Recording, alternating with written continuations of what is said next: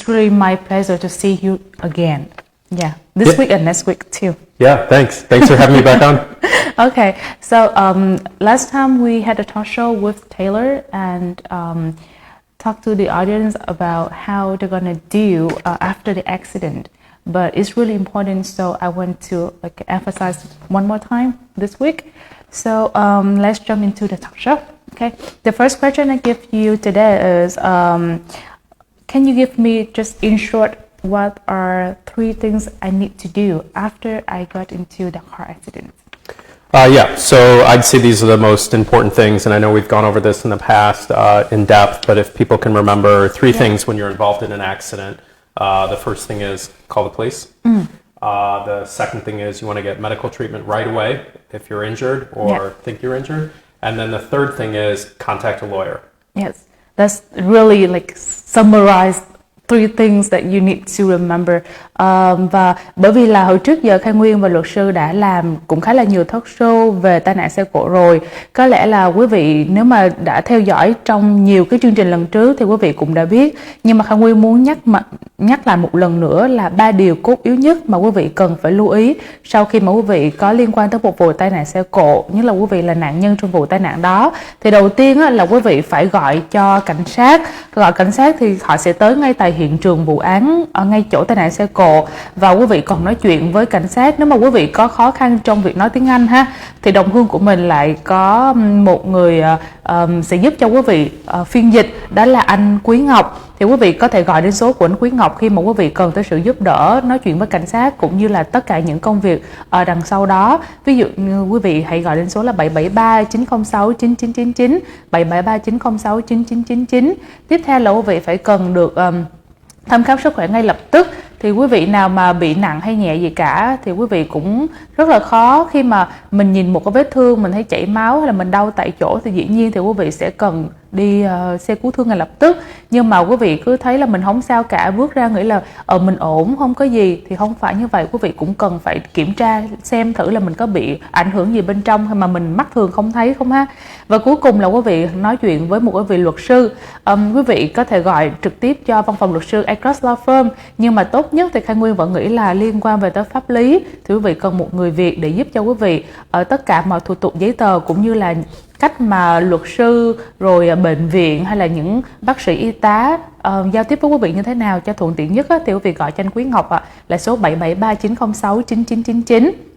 Okay, so as I see that when people get involved in an accident, after they call the police and the ambulance, then they think of calling the car insurance company. Right. Is it right or wrong? It should or shouldn't?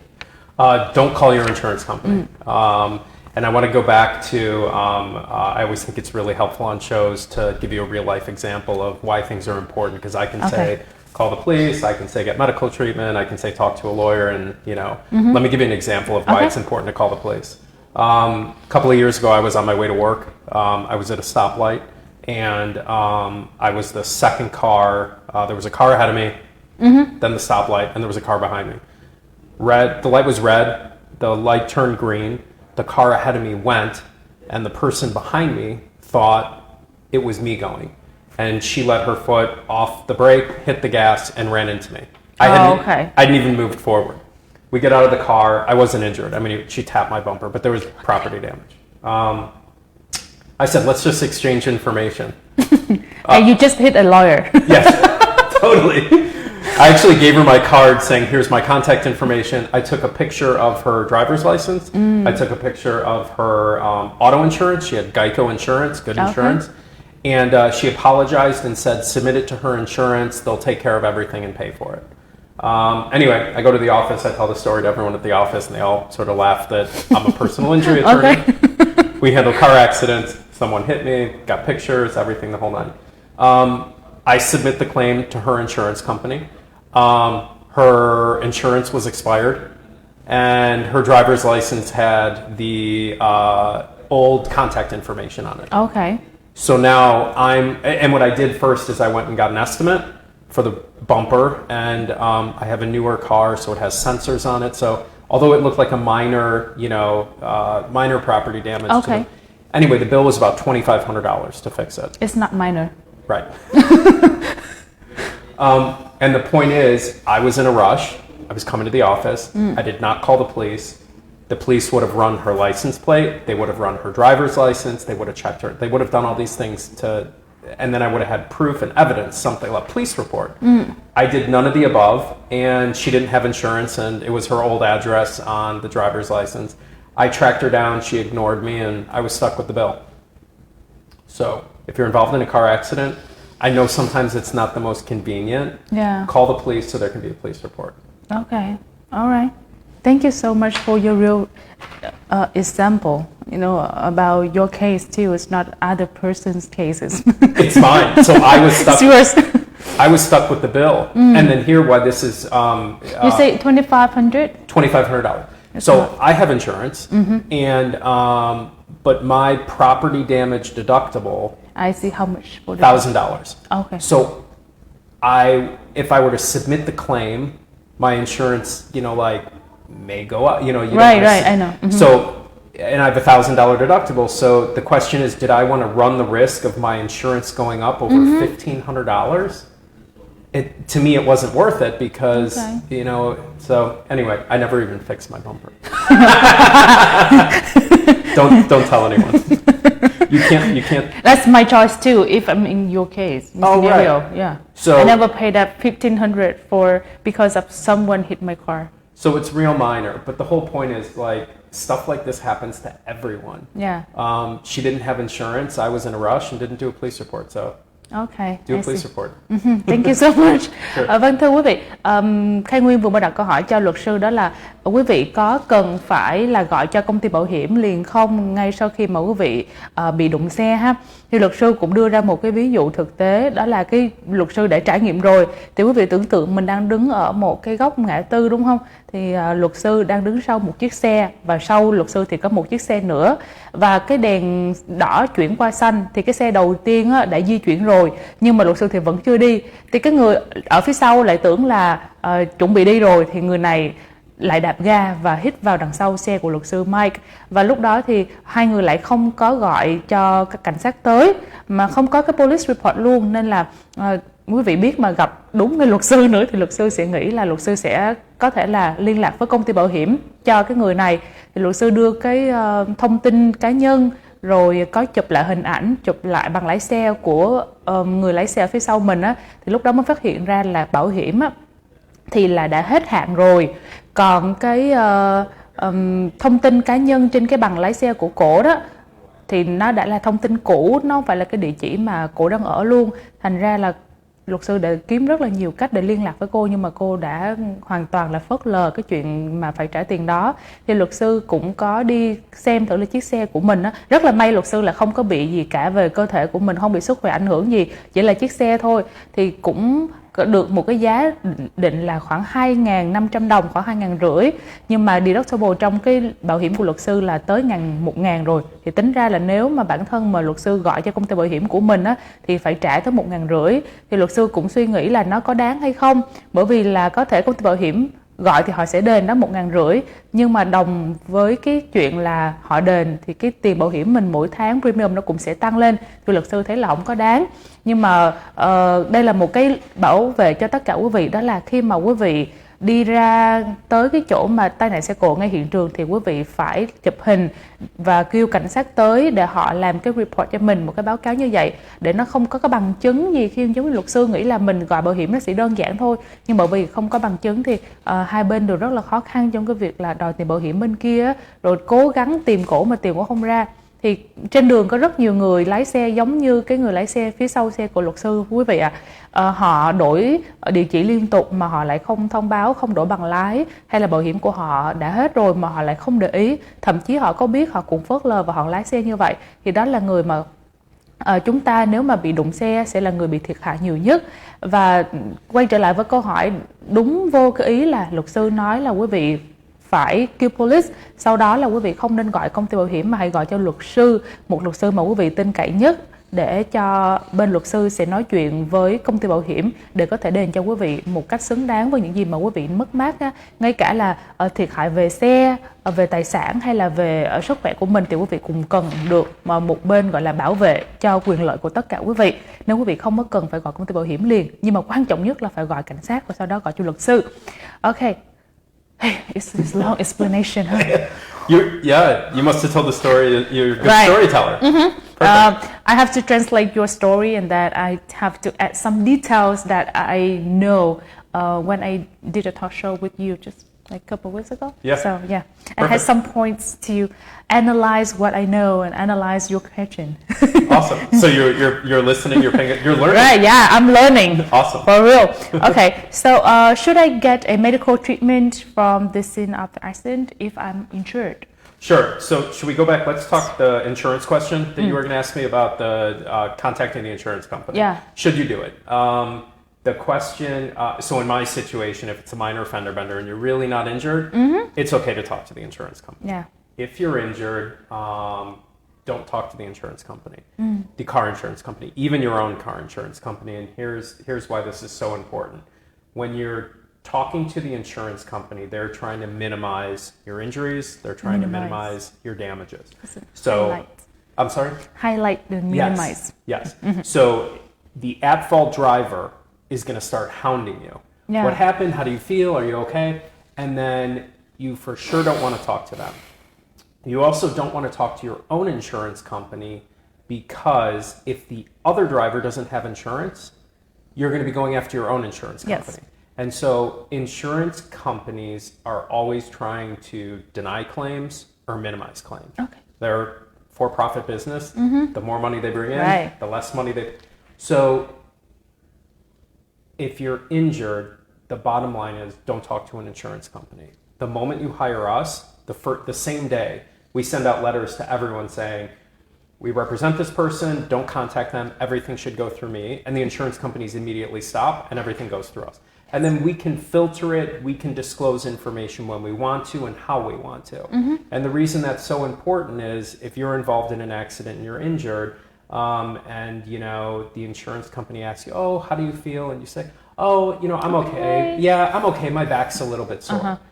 They're going to then note the file saying they talked to you a day after the accident and you're okay, your back's a little bit sore. Well, come 2 months later on down the road, if you've gone through extensive PT, physical therapy, it hasn't worked and maybe you need to get injections or like the worst case scenario surgery, they're going to say, fast forward to trial, we spoke after the accident, right? And you said your back was a little bit sore, but you were okay. And now you want $1 million. And so they attack your credibility. And so anyway, police and the insurance company will they have a sentence right before our conversation that you're on the recorded line. That's the proof, right? Yeah. I don't know if the police do that. For sure, insurance companies. They always, you're on a recorded line, a recorded statement, and they're going to focus on you saying you're okay. They're not going to focus on your back being sore. So your statement will against you. 100%. Right. So when you hire a lawyer, hire us, everything comes through us, and you don't have to worry about the insurance company because they're going to come off super friendly. Yeah. Oh, I'm so sorry about the accident. I want to help you out. You're in good hands. You know all the commercials, right? Right. We're by your side. It's not true. Okay, so if the insurance company just go after me, call me all the time, so what I'm gonna say to the insurance company if I hire you already? Oh, call my lawyer. Call my, that's it. And I'll tell you what, there is, as much as they're always trying to minimize claims, minimize damages, super friendly, the moment you say lawyer, they won't contact you anymore. Just turn up their face. Yep, I have a lawyer. 100%, yeah. And then that's it. And then also what's good about this is, honestly, the exact same day we are retained, the first thing that pops up on our list, on our events, our case management software is we send out, it's called a notice of representation letter. Okay. And we send it to everyone. We would send it to your insurance. We'd send it to the at-fault driver's insurance. We'd basically say, hey, we're involved, contact us. Okay. And then our clients are never harassed or called by the insurance company. Okay, yeah, nice. So it's really to protect your interest. even though you may think it's my insurance company, what's the big deal? If the other driver doesn't have insurance, you're going to be going after your own insurance company for an uninsured motorist claim. So what you think you are telling to your insurance company, oh, I pay premiums, they're on my side, it's not true. Okay. All right. Thank you so much for your excellent answer. Okay. Vâng, thưa tất cả quý vị, Khang Nguyên sẽ dịch lại ha. Lúc nãy thì Khang Nguyên có đặt một câu hỏi á, thì Khang Nguyên đã nói quý vị rồi, nhưng mà luật sư thì muốn bổ sung thêm, đó là quý vị có nên gọi công ty bảo hiểm ngay sau khi mà quý vị bị đụng xe hay không. Thì cái vấn đề là luật sư đã nói lại rất nhiều lần là quý vị không nên gọi trong công ty bảo hiểm, mà quý vị chọn một luật sư nào đó phù hợp và quý vị tín nhiệm như là luật sư Agruss Law Firm. Quý vị có thể gọi cho anh Quý Ngọc qua số là 773-906-9999, 773-906-9999. Để làm gì thưa quý vị? Thì luật sư sẽ gửi ra một cái lá thư là cái thư đại diện pháp lý cho quý vị. Luật sư sẽ gửi cho quý vị nhé, gửi cho công ty bảo hiểm của người gây ra lỗi và cả công ty bảo hiểm mà quý vị đang mua luôn.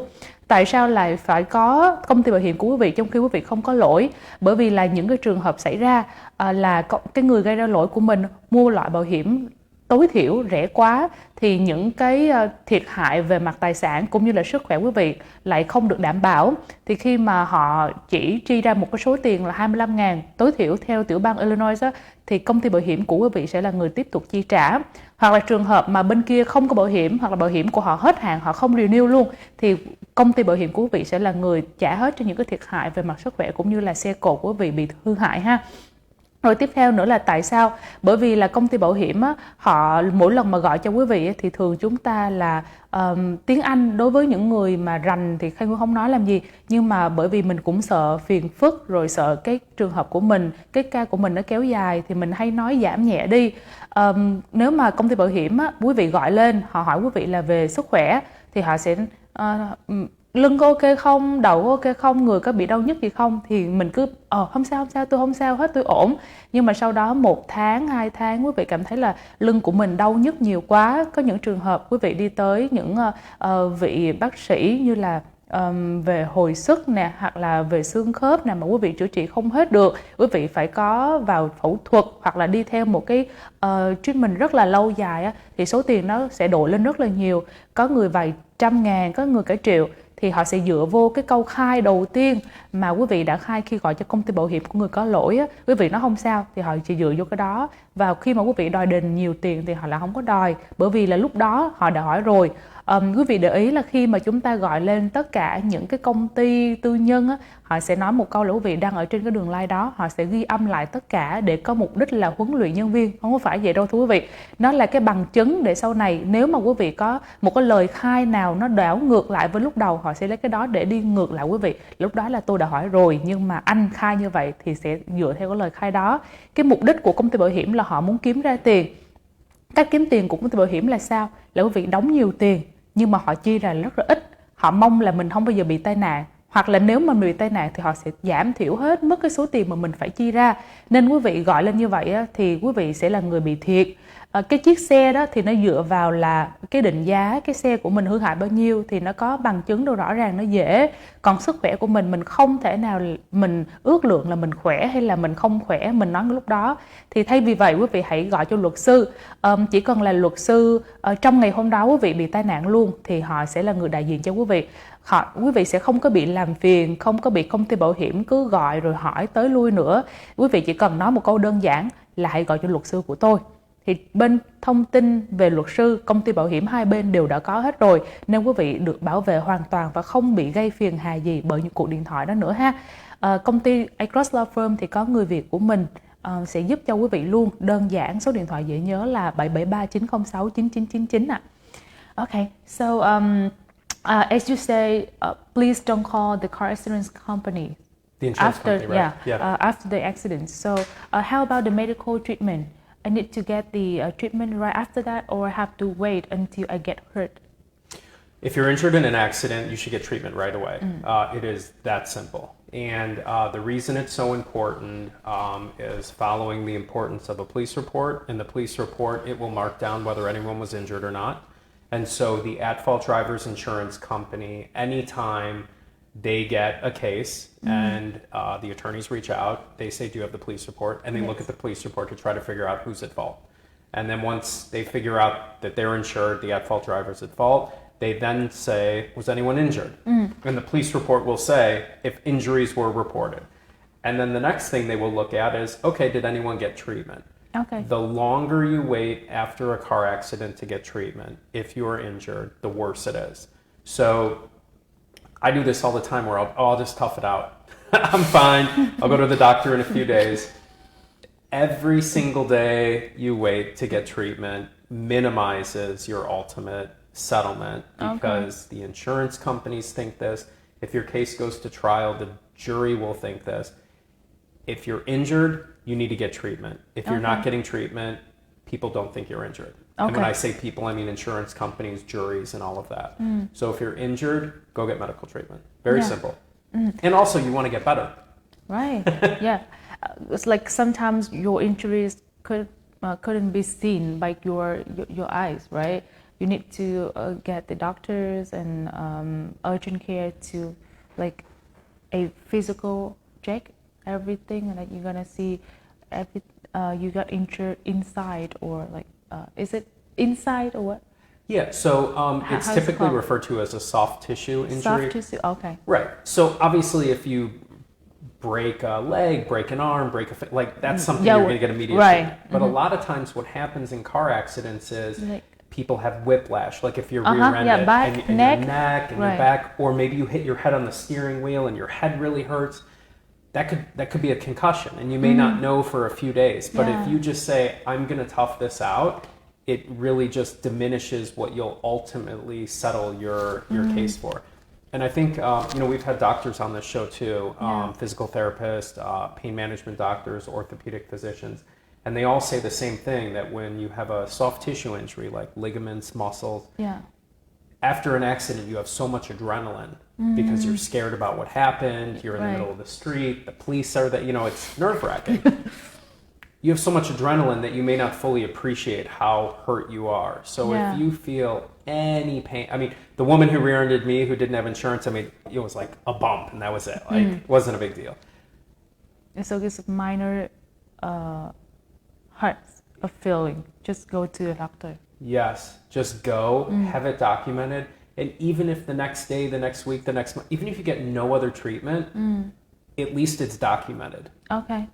What I always see is this. People get into a car accident, they go home, they wait a few days, they contact me and they say, I was in this accident, I wasn't at fault, the property damage is crazy, that really, hit 30, 40 miles an hour, rear-ended. I said, oh man, it's terrible. How do you feel? I'm in pain. Did you get treatment?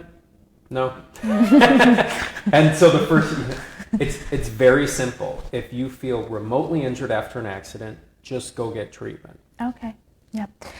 Và câu hỏi tiếp theo đó là quý vị có cần phải đi khám bác sĩ hay là sức khỏe của mình cần được kiểm tra sau khi mà mình bị đụng xe, bị tai nạn xe cộ hay không? Thì câu trả lời của luật sư là có. Và luật sư đưa ra một cái câu khẳng định chắc nịch luôn là quý vị mà càng chờ đợi càng lâu mới đi khám sức khỏe đó thì cái cơ hội mà quý vị được đền bù thì càng lúc nó càng ít lại. Bởi vì đơn giản thôi thì công ty bảo hiểm hay là khi mà quý vị cần phải ra tòa đó thì bên bồi thẩm đoàn và họ sẽ coi như là nếu mà mình bị thương á, thì mình đã đi chữa trị rồi, còn mà mình không đi chữa trị có nghĩa là mình không có bị cái gì cả. Đó là cách mà họ càng lúc càng giảm lại cái số tiền mà mình được đền bù á, khi mà mình là người đáng ra là phải được đền bù nhiều hơn. Đây là tập lý của người Việt của chúng ta nói chung, đó là khi gặp như bản thân Hai Nguyên cũng vậy, đi ra một cái vụ tai nạn xe cộ đi, mình có rất là nhiều thứ xung quanh ha.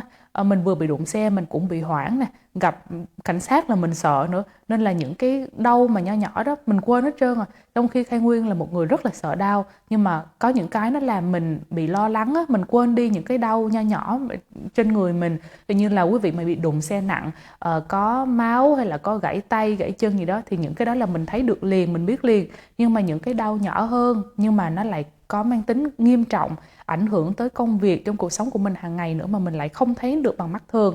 Ví dụ như là bị cổ nè, hay là bả vai nè, hay là lưng nè, rất là nhiều những cái ở bên trong nội tạng mà mình lại không có nhận ra được, hay là quý vị cảm thấy đau đầu, quý vị chỉ tưởng là do mình đụng xe, mình sợ quá cái mình bị hoảng, mình nhức đầu thôi, nhưng có thể là trong cái một giây phút nào đó người mình đã đập tới nó bị trúng đầu hay là bị thương làm sao. Quý vị trước giờ cũng biết ha, nếu mà mình bị cái gì ảnh hưởng tới đầu của mình á, mà nó bị xây xát thì nó nhẹ, nhưng mà nó bị ở phía trong nó mới là nguy hiểm. Thì những cái trường hợp như vậy, dù có nặng nhẹ như thế nào, quý vị có thấy đau nhiều hay đau ít thì quý vị cũng phải cần được đi bác sĩ, cần phải được kiểm tra. Và đây là cái cách mà công ty bảo hiểm á, họ muốn quý vị là gì? Quý vị không có đi kiểm tra, quý vị coi nhẹ vết thương của mình để họ đền bù càng ít càng tốt. Luật sư thì đã làm rất là nhiều case rồi, và trước đây á, luật sư cũng kể cho quý vị nghe một vài cái ví dụ, đó là nhiều người họ nghĩ là cái vết thương của họ nó nhẹ quá hay là không thấy đau gì hết, họ cứ để qua ngày qua tháng, và tới lúc mà họ mới phát hiện ra cái cơn đau của mình có thể đi nguyên nhân một phần là do tai nạn xe cộ, thì tới lúc đó công ty bảo hiểm nó lại không có chịu đền nữa, hoặc là công ty nó sẽ chối đi chối đẩy, nó nghĩa là trong thời gian qua mình làm cái gì chứ không phải là do tai nạn, thì họ lại không chịu đền, bởi vì là cái tai nạn đó đã xảy ra quá lâu rồi. Thì quý vị phải để ý nha, khi mà quý vị bị đụng xe là phải được đi thăm khám sức khỏe ngay lập tức ạ. Okay. So, what if my injuries are minor? As you said, should I get the medical treatment from the scene of the accidents? Yes, even with minor injuries, get medical treatment right away. Preferably, you would go from the scene of the accident to an emergency room. I've handled cases where clients think my injuries are minor, and the point is you never know until you talk to a doctor. Yeah. And then you don't know how you're going to feel in 2 or 3 weeks. Hopefully your injuries aren't severe.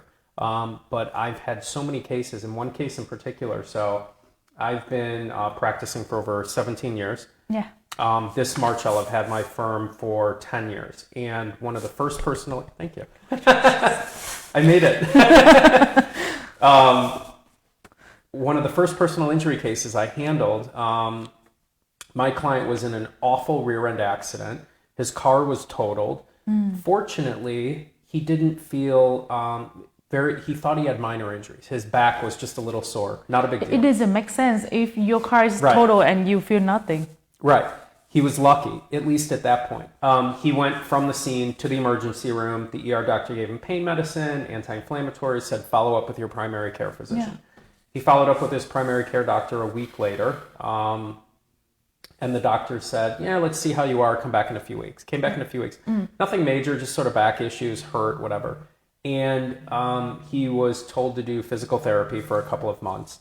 And so his treatment was very conservative for the first few months. Things started getting exponentially worse months after the accident. And he ultimately had fusion surgery on his back.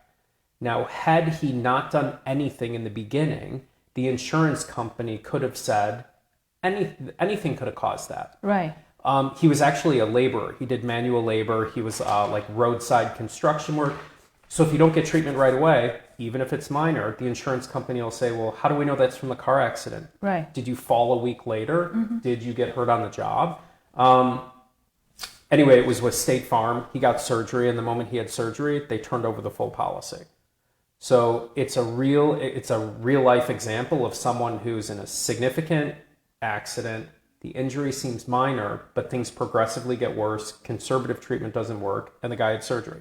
Fortunately, after surgery, he's doing much better. Yeah. But had he not gotten treatment right away, State Farm might not have paid the full policy. I see. Alright.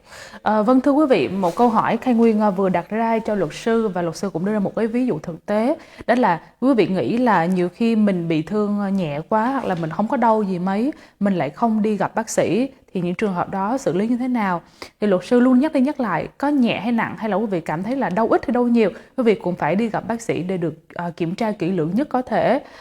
Trong 17 năm luật sư hành nghề và 10 năm mở công ty Agruss Law Firm, thì luật sư đã làm một cái trường hợp mà luật sư vừa mới kể, là người này làm công nhân, như là làm construction hay là làm nhà cửa, quý vị biết là cũng là công việc nặng đúng không? Đó là Khai Nguyên kể về background của anh đó thôi.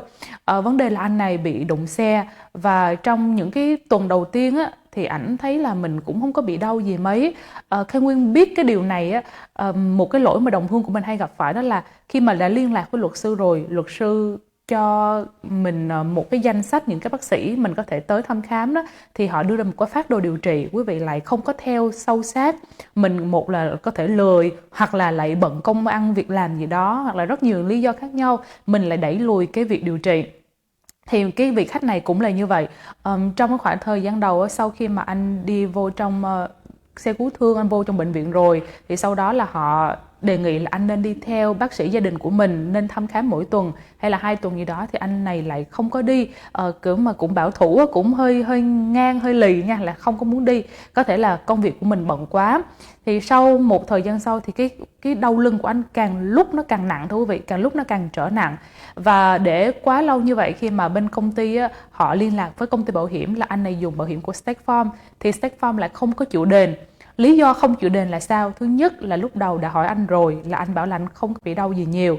Thứ hai đó là anh để quá lâu như vậy, khi mà họ nhìn vô cái công việc, cái nghề nghiệp của anh á, là làm về bên sửa nhà, sửa cửa đó, họ sẽ vin vô cái lý do là không biết cái đau của anh hiện tại á, là do cái gì, là do cái vụ tai nạn xe đó, hay là do công việc anh có bị té ngã gì trong sinh hoạt hay không. Họ bảo là trong một thời gian dài như vậy có thể rất nhiều những chuyện có thể xảy ra là nguyên nhân cho cái đau lưng của anh dẫn tới cái cuộc phẫu thuật đó, chứ không phải là do tai nạn xe. Thì chính vì vậy nên là Khang Nguyên vẫn phải tóm tắt lại, đó là quý vị có biết đau nhiều hay ít gì đó, mình là người thường thôi, hay bác sĩ gì cũng vậy, nhìn bên ngoài mắt thường mình không thể nào biết được là cái vết thương của mình là nặng hay nhẹ, nó có ảnh hưởng tới công việc của mình sau này hay không, nó có làm cho mình khó chịu, sinh hoạt có khó khăn hay không. Thì quý vị hãy cố gắng để ít thời gian ra đi thăm khám bác sĩ. Đó là cái điều mà luật sư luôn nhắc đi nhắc lại, để trên hết là bảo vệ quyền lợi cho mình. Ví dụ như là quý vị mà bị đau lưng đi, mà đau quá đau, quý vị phải phẫu thuật, thì quý vị biết chi phí bệnh viện ở bên này nó mắc đến như thế nào, đúng không? Thì quý vị cố gắng đi ngay từ đầu để được khám, để bảo vệ sức khỏe của mình là trên hết, và sau đó là được công ty bảo hiểm đền bù lại những cái tiền viện phí đó ha. Rồi, so instead of going in the ambulance to the emergency room, can I go to the urgent care? Sure. What's most important is getting treatment right away. And I understand if your back is sore and you don't want to go in an ambulance, go to the emergency room, sit there for several hours because fortunately you're not severely injured. It is okay to go to an urgent care.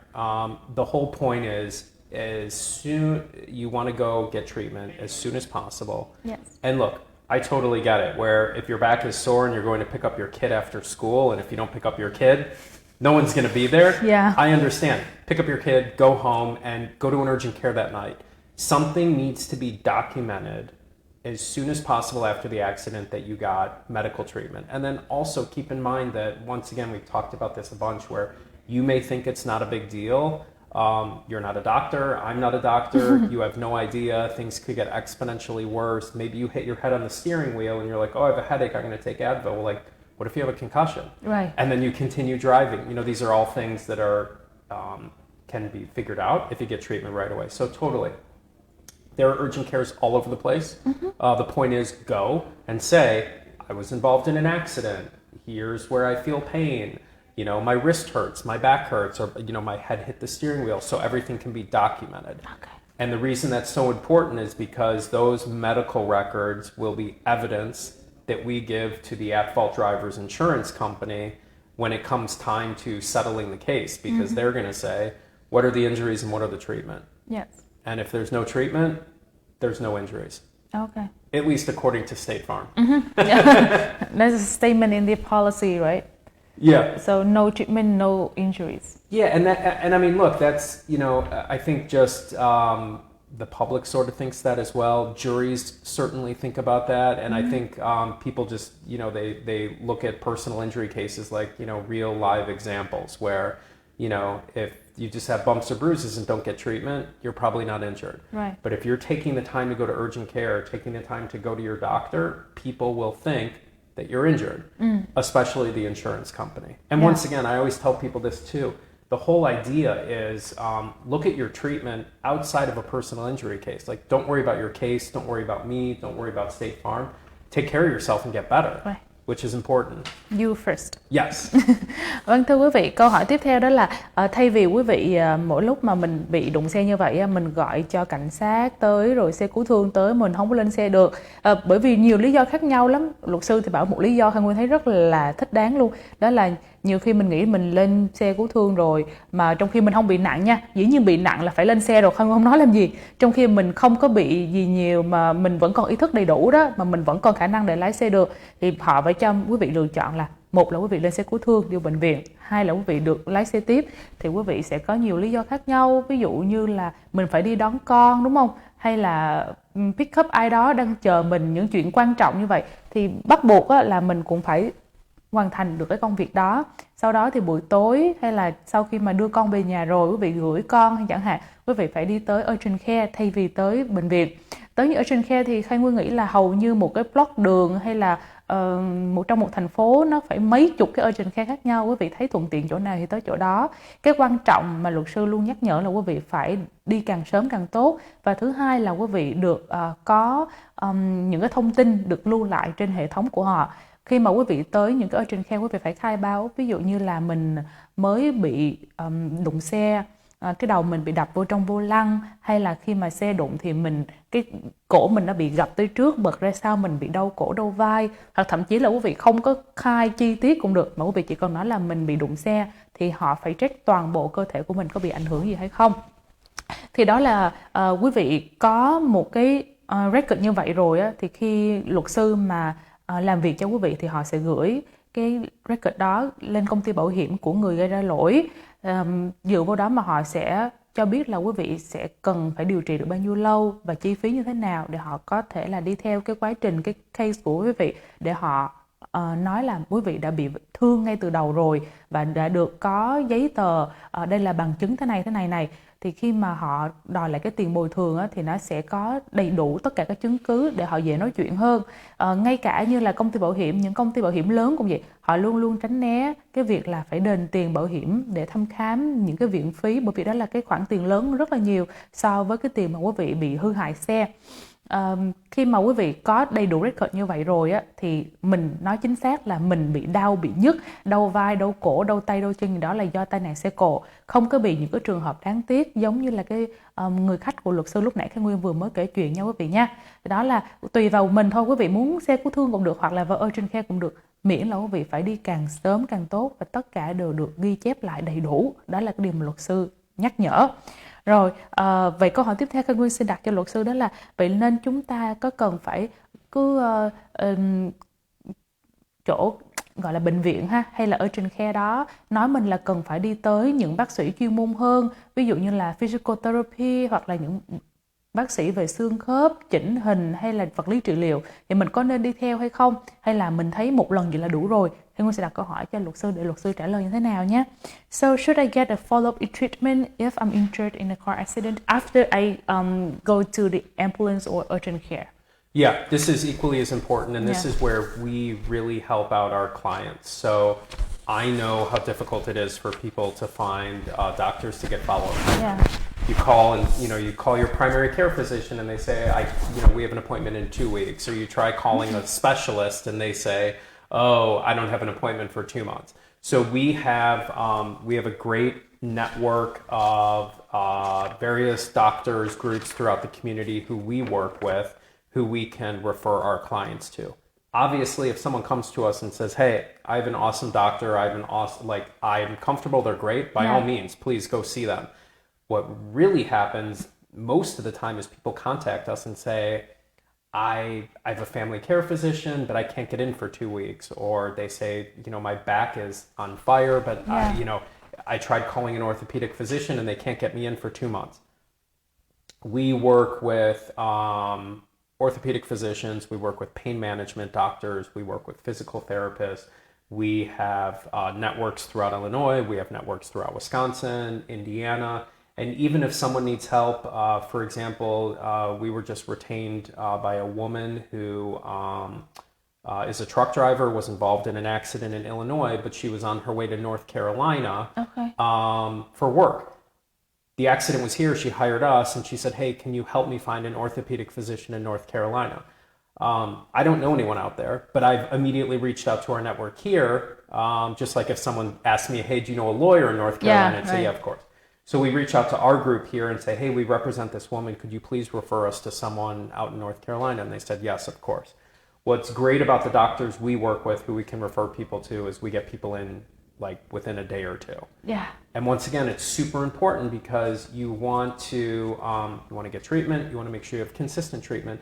And then you just want to make sure that you're starting your treatment so you end up getting better. Like sometimes the longer you wait, the more of a recovery, the more you're injured. And so yeah, it's super important, and we help out our clients all the time.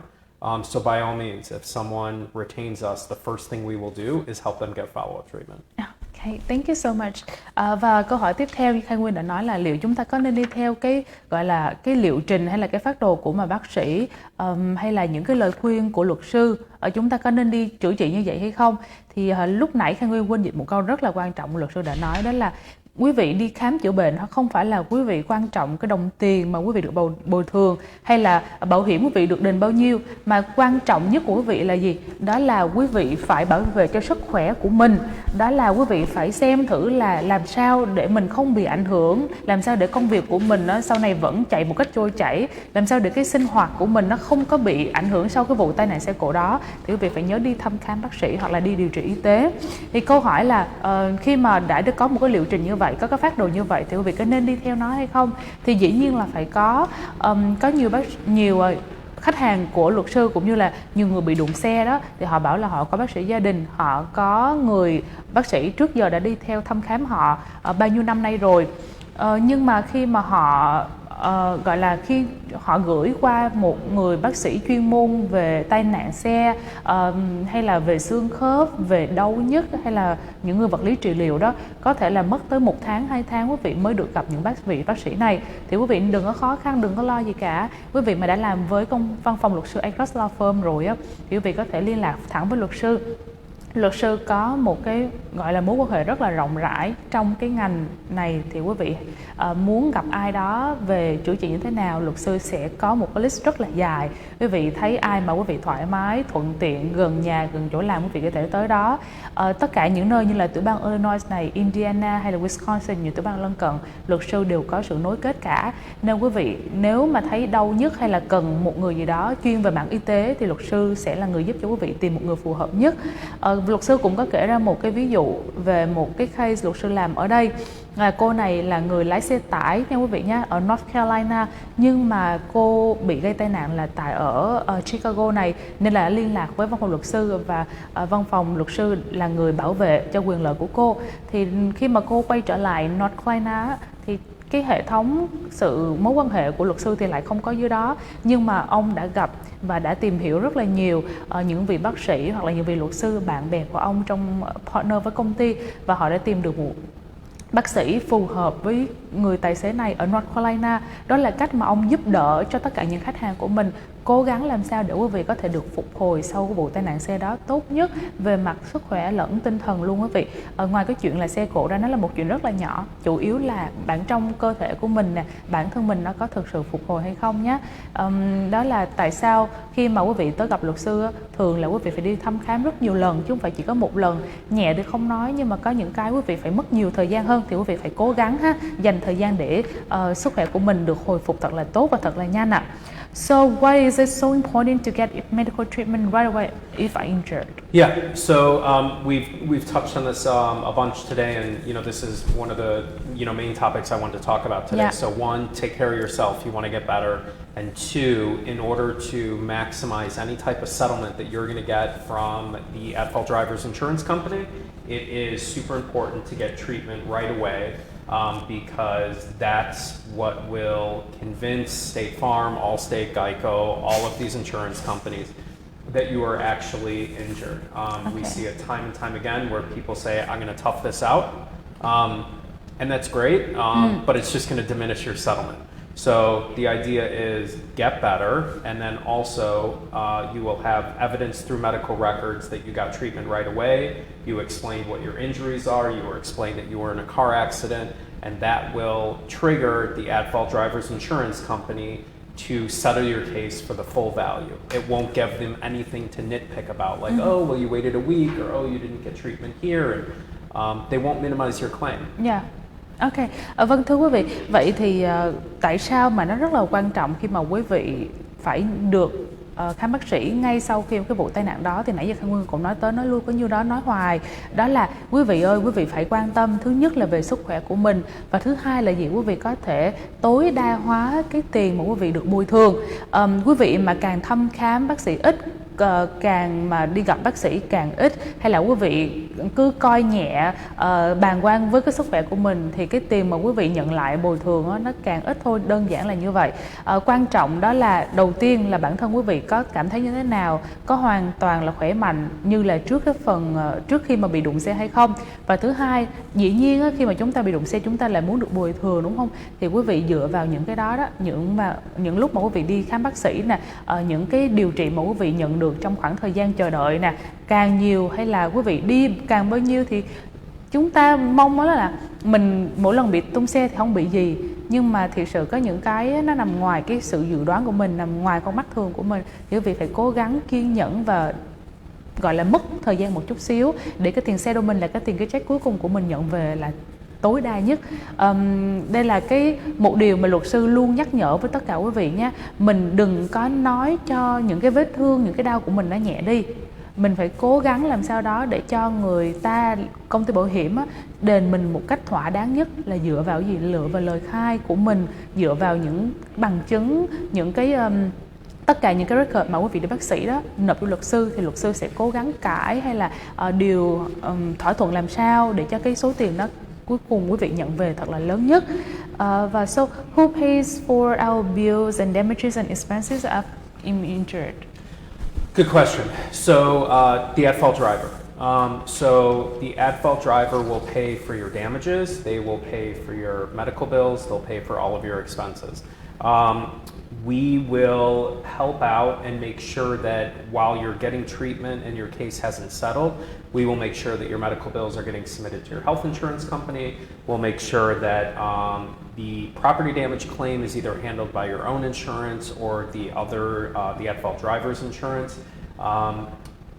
Most people have what's called medical payment coverage on their own insurance policy. Yeah. So these are the types of things that we also help all of our clients with in the beginning, because so you're in an accident, you call the police, you call a lawyer, you get treatment right away, you've done all the right things. Yeah.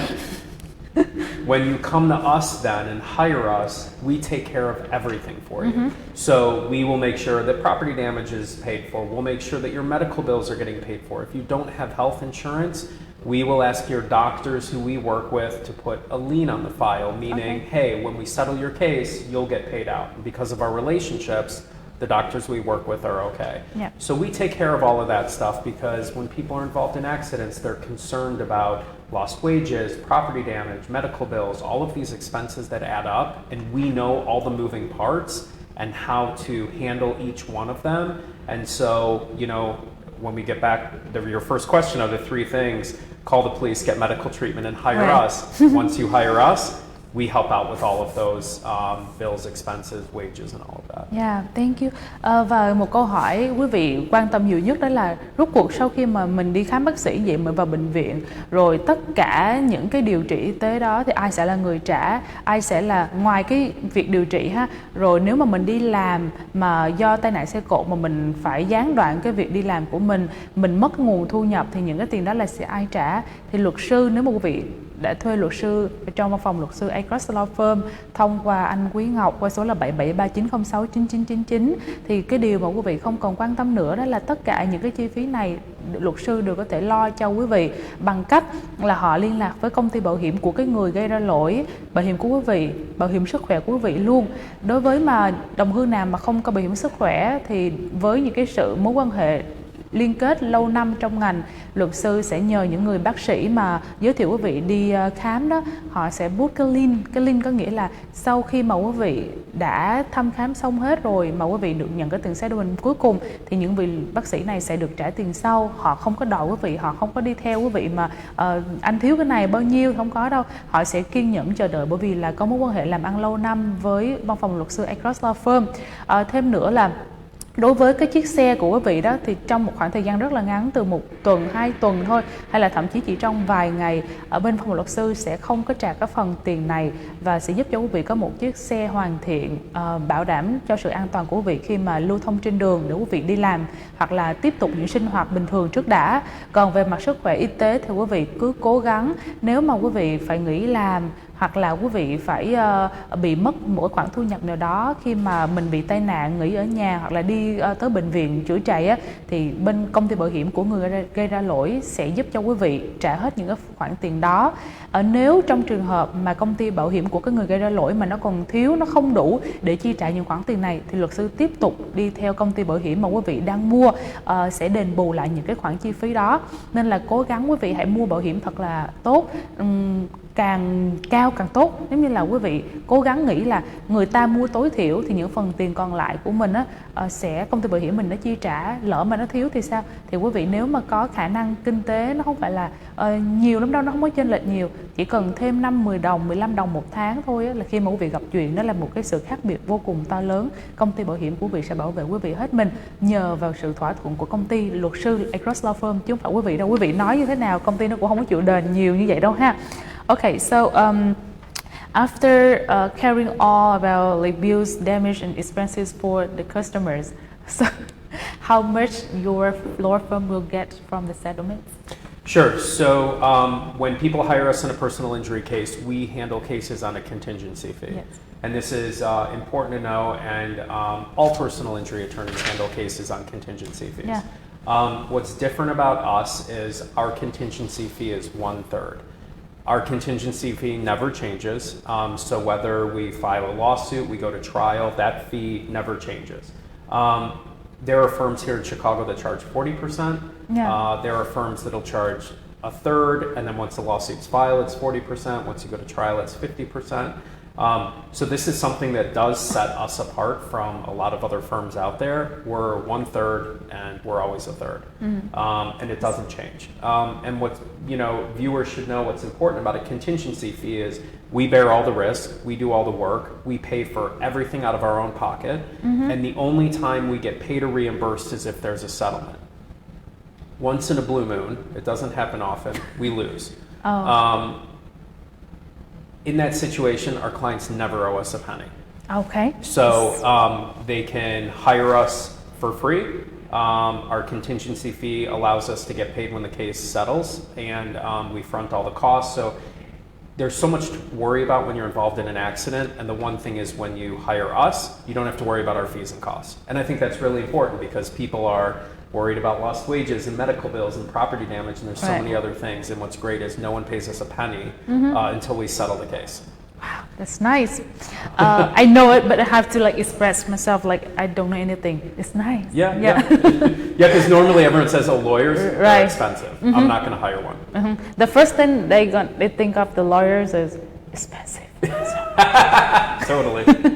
Vâng, thưa quý vị, và câu hỏi cuối cùng để chốt lại cho chương trình ngày hôm nay đó là sau khi mà quý vị đã được điều trị, chữa chạy hết, sức khỏe của mình đã được hồi phục hoàn toàn bình thường rồi thì quý vị phải trả tiền luật sư như thế nào, đúng không? Thì đối với những văn phòng khác thì luật sư cũng có nói trong kinh nghiệm của ông á, là những văn phòng mà về tai nạn xe cộ họ có thể lấy là 40%, 50% cái tiền settlement sau khi mà cái case đó đóng lại. Nhưng mà đối với văn phòng luật sư Agruss Law Firm á, họ luôn luôn giữ một mức giá đó là 1/3 ở trong cái tiền settlement. Khi mà quý vị nhận được cái tiền đó rồi thì quý vị trả lại văn phòng luật sư 1/3. Một cái điều quan trọng đó là văn phòng luật sư Agruss Law Firm không có trả tiền quý vị khi mà họ giúp cho quý vị sửa chữa xe. Họ muốn quý vị có một chiếc xe để đi làm, sinh hoạt bình thường, và họ không trả cái phần tiền đó. Họ chỉ lấy 1/3 trong cái tiền cuối cùng là quý vị sau khi mà được thăm khám sức khỏe xong rồi á. Đó, và một điều nữa là quý vị không cần phải trả một cái đồng nào trước khi mà quý vị thuê luật sư cả.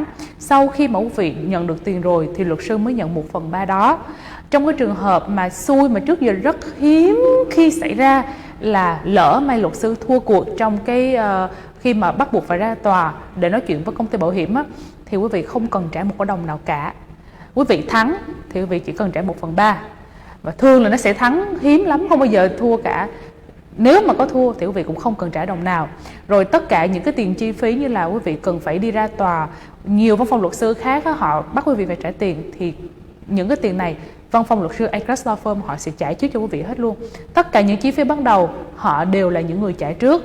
Còn bên cái phần mà quý vị đi gặp bác sĩ hay là tới những văn phòng vật lý trị liệu hay gì đó, thì bên những cái văn phòng đó khi mà quý vị chưa có tiền á, họ sẽ làm cái link để lên cái đó thôi. Nên là quý vị cũng không cần trả tiền gì luôn cho tới khi quý vị được cái tiền settlement. Đó là cái điều rất là quan trọng, Khang Nguyên xin nhắc lại cho quý vị nhé. Quý vị thuê luật sư văn phòng Agruss Law Firm, đừng lo ngại gì về cái chuyện chi phí cả. Không phải văn phòng luật sư nào quý vị cũng nghĩ tới chuyện là mắc tiền, hay là phải suy nghĩ có cần nhờ tới họ hay không, hay là tốn nhiều tiền quá, không phải đâu. Có thể đối với những văn phòng khác nhưng không phải là văn phòng Agruss Law Firm nhé. Và quý vị là đồng hương Việt Nam á, thì vui lòng hãy gọi đến số điện thoại của anh Quý Ngọc để được tư vấn dễ dàng hơn, thuận tiện hơn và cũng dễ trong việc giao tiếp hơn, là số 773-906-9999 ạ. Okay, thank you so much, Mike, for being here today. And I wish I would see you next week. Yes, we'll see each other next week. Thanks Yeah. for having me on. All right, thank you so much for your helpful information to the audience. Oh, sure. Yeah. Và cảm ơn tất cả quý vị đã lắng nghe chương trình ngày hôm nay nhé. Nếu mà quý vị thấy nó hữu ích thì có thể chia sẻ thêm cho bạn bè, người thân của mình trên trang Facebook cá nhân ạ. Cảm ơn quý vị đã lắng nghe và hẹn gặp lại quý vị trong những chương trình lần tới.